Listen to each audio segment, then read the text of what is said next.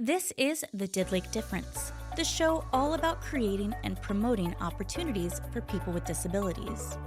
Each episode will bring you expert insights and relatable topics that ignite meaningful conversations and inspire change within our communities.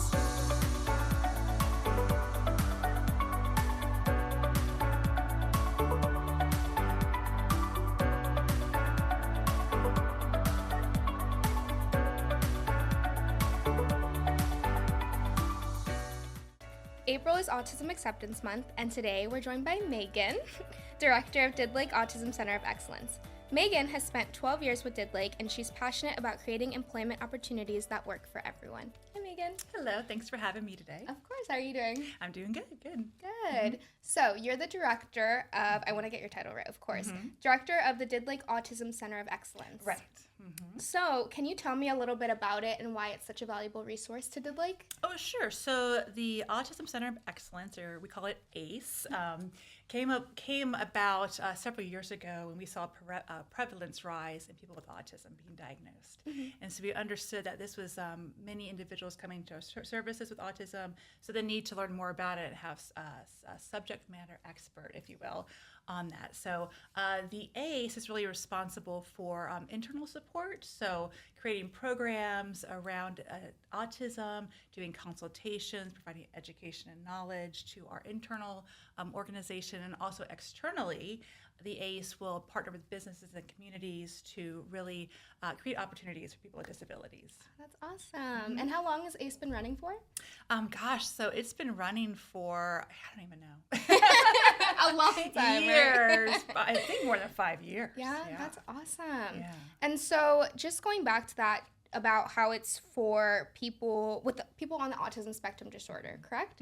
So can you tell me a little bit about autism and kind of, how you all create the programs that help support these individuals? Sure. So autism spectrum disorder, or ASD, or we just call it autism, is about 1 in 36 individuals are being diagnosed. So 1 in 36 8-year-olds walking into a doctor's office are being diagnosed with autism. So that's the prevalence. And what we're finding is about 20% of Didlake employees or consumers are also on the autism spectrum. So it's a spectrum. It's a wide range. And we used to say Asperger's in different levels, but now it's all under the autism umbrella. Okay, wow. Nice. And so how does communication vary among individuals with ASD?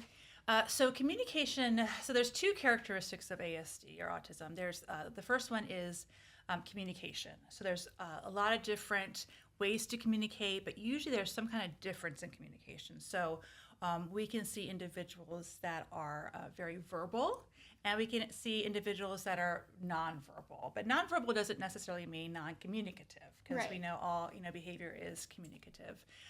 So we usually will, there'll be a range of that. So some individuals just need some help communicating, maybe some different ideas or different ways. Some people can verbally be very communicative, but have trouble like in social situations, for example. Right. The second characteristic of autism is a restrictive or repetitive behavior or a fixated interest. So that hyper-focus or the incredible knowledge on one subject, where someone knows everything they can know about baseball players or dinosaurs, which can be a strength, but also can be, an issue if we can't, move off that. So change can be a support need, and having a different schedule or different work tasks that come into adult life. Transportation, going to an airport, all those things can be difficult for somebody that maybe has a restrictive interest or sensory needs. Right. And so seeing as that Didlake creates and promotes these opportunities for people with disabilities in the workplace, how does that translate into the workforce for an individual with autism?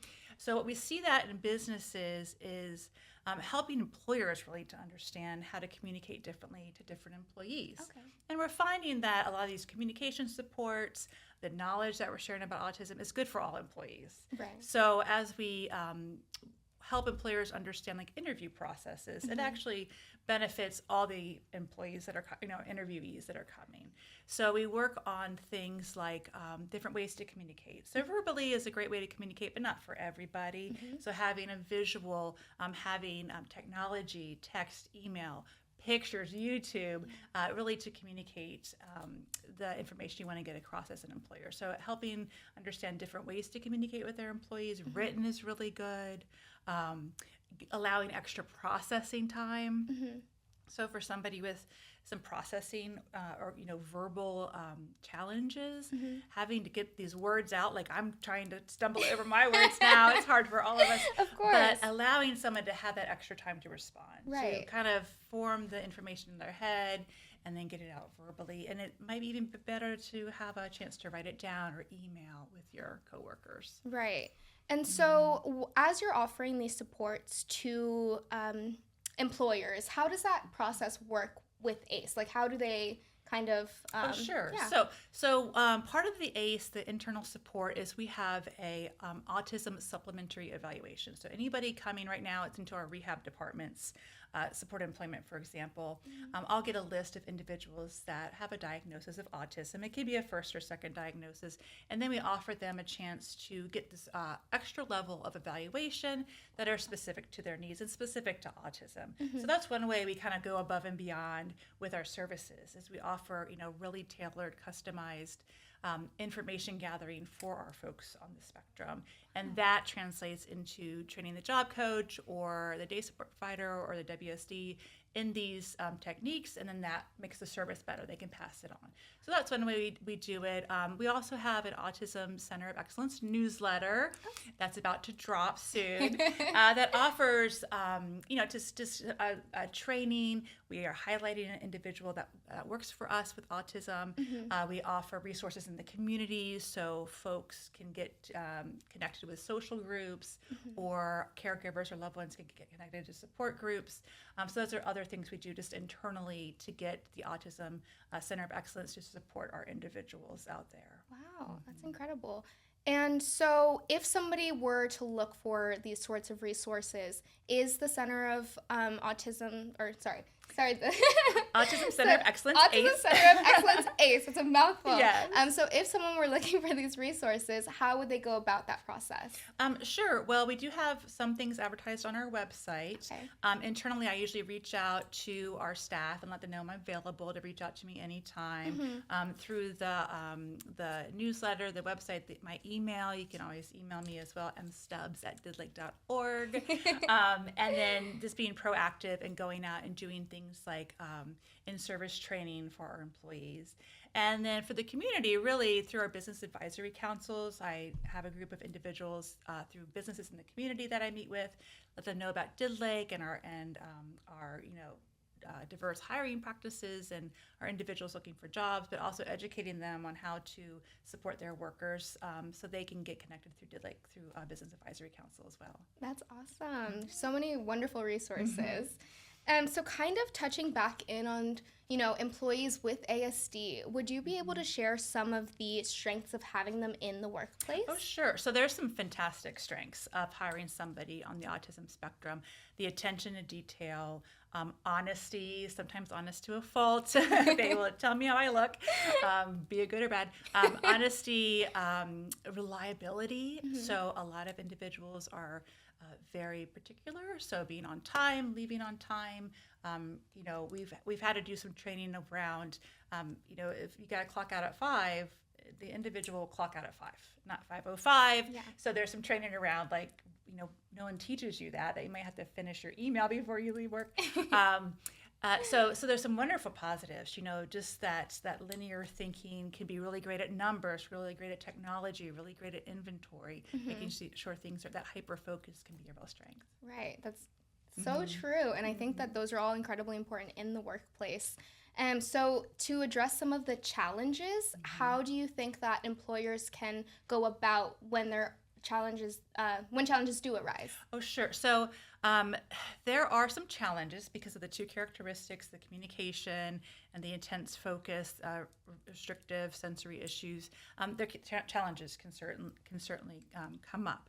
So what we tell employers is really just gain knowledge, gain awareness of what autism is, Right. or a comfortable working environment for everybody. So gain knowledge, gain awareness, learn how to offer different communication styles. So we're sending our messages out verbally, through video. Right. We want to make sure we have closed captioning on our communications.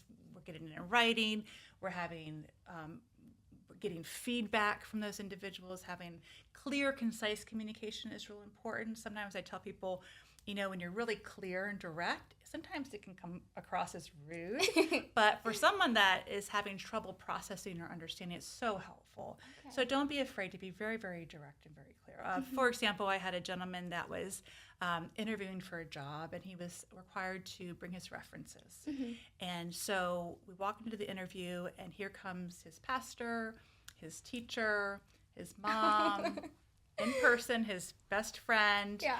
And we said, we meant just bring a copy of phone numbers. So that's just an example of how if you don't be really crystal clear, sometimes it can be misinterpreted by someone who's very logical and linear thinking. So he got the job. Everything was very successful. He went above and beyond, right? So having that clear direction, having different ways to communicate, allowing for sensory preferences, like if it's reasonable accommodation is what we talk about at work. So if there's lighting sensitivity, we can dim the lights. We can wear headphones. There's a lot of things we can do in our job that is perfectly fine for the job. Again, reasonable accommodations that won't interfere with the job at all. Those are things we can do to help somebody that might have those sensitivities. If it's a really loud and noisy work spot, maybe we can offer an alternative working environment for that individual. That's really helpful. Sometimes there's things like sensitivities to feelings and touch. So a certain type of work glove might not be preferred, but what's the harm in just using a different type of material for that glove? So those are the things we want employers to think about. We don't have to do big changes or anything super expensive. It could be just something very simple as letting the individual sit on a ball while they're working, because that movement is really good for processing instead of a chair. Yeah. What does that cost us? So those are some ideas. Yeah. And I think it's incredibly important to touch on these things because kind of like what, to your point that you were saying earlier, which is that these sorts of what we'll call reasonable accommodations will often work for other individuals as well, right? Correct. Anybody in the workplace can benefit from That's these. Right. The whole point about being direct and concise and, being clear with your communication, that is something that anybody in the workplace can benefit from. So having that initial awareness is incredibly important. Definitely. And so I think you've touched on this a lot, which is what steps businesses can take to build that supportive work environment for employees. But is there anything else that maybe we can add to that? I think just getting to know your employees, going with the strengths. So if someone's really detail-oriented, maybe, maybe have them do more detail-oriented things instead of customer-facing things. Go with the strength, and that's for all employees. If we're really good at one thing, maybe just learn about that and put more job tasks in their strength area. It's going to be more successful for the business. 100%. And so we know that there are a lot of misconceptions that can sometimes arise when thinking about hiring individuals with disabilities. Just to touch on one of them is that some people may say that hiring people with disabilities negatively impacts business performance. So can you speak to that a little bit? I'm sure there's lots of studies that actually show it's the opposite, that it positively affects business performance and actually the bottom line too. So individuals that have the supports they need at work, that are having success in their job, that they have higher retention. They're more loyal to their job. It's someone that, a lot of these individuals that have overcome something challenging in their life make a great employee because they learn how to, appreciate where they are and overcome challenges, problem solving, all that kind of stuff. So It is good for the company. It's a good reputation builder for the company. Usually individuals will have a diverse way of thinking or think outside the box, which adds to the success of the company. So we're not really seeing any kind of takeaways. We're just seeing that it adds more. Wow, that's incredible. A lot of really, really great information. So, and this is like something that you've also touched on a little bit with going back to, a lot of people think that when you hire somebody with a disability, that this would increase employee turnover or the absenteeism rates. So what are your thoughts on that? So what we have seen really is it's kind of the opposite again. It's, especially as people with autism that are very routine. They thrive on routine. They thrive on honesty, on social justice, all these things. So they're going to be the ones that are showing up to work. Yeah. They're the rule followers. So we're seeing a decrease in turnover, a decrease in absenteeism, because that dedication to the job, the loyalty, those characteristics fit in really well with that. Right. Yeah, I think that's incredible that's something that you really need to keep in mind, right? Because it is something that's very easily forgotten, that's very easily looked past, but there are so many benefits to hiring individuals with disabilities and individuals with autism. So that's really incredible to hear. So let's see here, kind of thinking about a little bit more about like that whole like innovation aspect of it, right? Do you have any kind of stories or any sort of insights on individuals that have, kind of brought that into the workspace? Sure.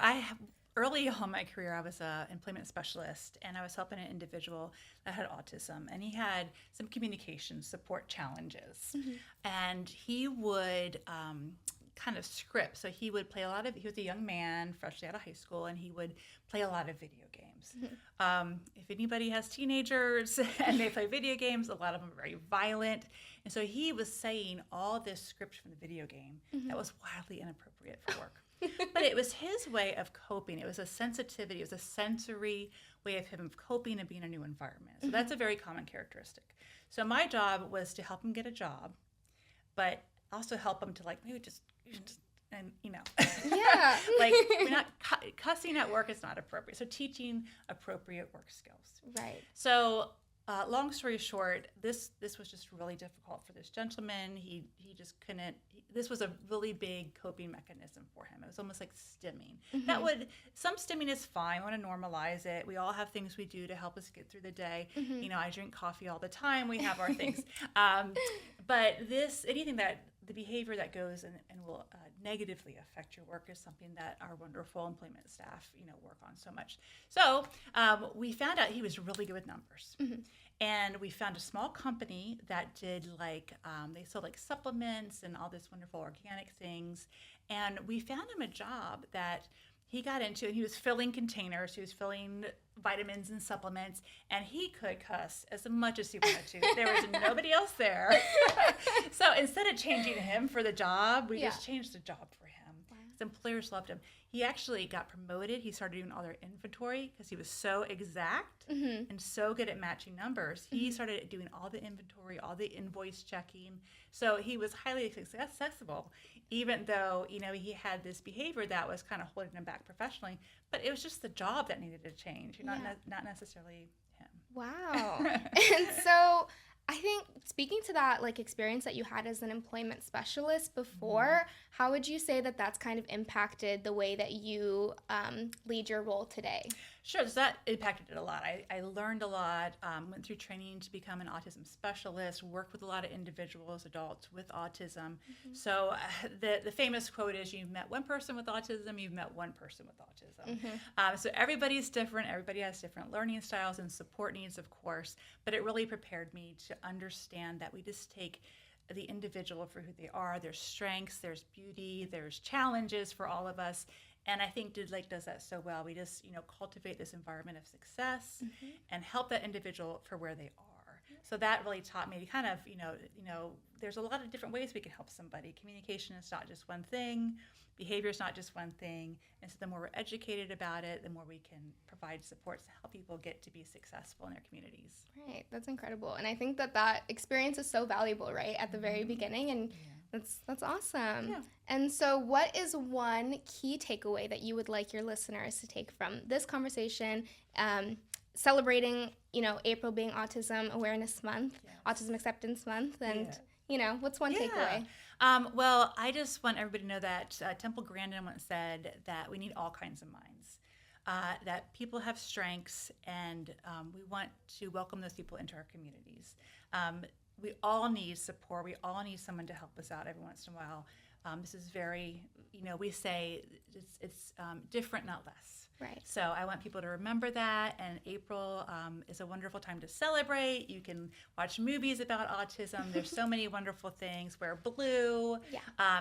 We Didlake is sponsoring an Autism Fun Fest, a walk to raise awareness from the Autism Society of North Virginia. So there's some fun things going on here. I'll be going out to the sites and talking about it. But yeah, I just want people to remember that, it's just different, not less. Awesome. That's wonderful. Thank you so much for sharing, You're welcome. Megan. Thank you. So as we wrap up, remember that hiring people with disabilities isn't just the right thing to do, it's great all around. With April being Autism Acceptance Month, it's the perfect time to challenge these misconceptions and to recognize the value of people with disabilities and everything that they bring to the workforce. Thank you so much for tuning in. Be sure to watch our next episode, and remember to visit us at didlake.org and follow us on Facebook, LinkedIn, and Instagram. And thank you so much, Megan, for your time. Really appreciate it. Thank you.